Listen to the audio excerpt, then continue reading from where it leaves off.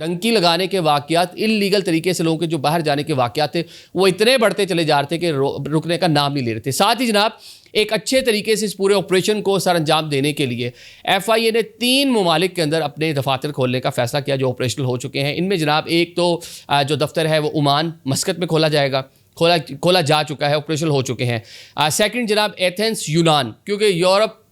Get وے ہے، ترکی سے آپ کراس کریں سیدھا جناب یونان، آپ جناب لیبیا سے چلے جائیں، تیونس سے چلے جائیں، کشتی میں بیٹھے ہیں سمندر کراس کریں سیدھے آپ چلے جائیں گے یونان۔ اٹلی شٹلی آگے لگتے ہیں اسپین پر وہ آگے چلے جاتے ہیں، لیکن یہ بڑا ایک آسان طریقہ کار تھا اور دنیا میں سب سے زیادہ لوگ جو یورپ میں داخل ہوتے تھے اسی رستے سے داخل ہوتے ہیں۔ وہاں پہ تو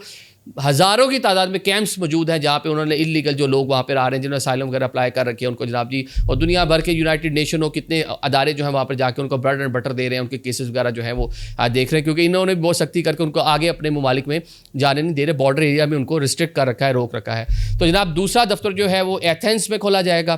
اور تیسرا جو ہے تہران ایران میں بھی اس لیے کھولا جا رہا ہے کیونکہ بہت آسان ہے، پاکستان سے بارڈر کراس کریں، پاکستان سے کسی بھی طریقے سے لیگل طریقے سے ایران جائیں، ایران سے ترکی جائیں یا ایران سے آگے آذربائیجان جائیں، اور آذربائیجان سے آگے آپ آگے جا کے ڈنکی شکی لگا کے بآسانی آپ آگے جو ہے وہ جا سکتے ہیں۔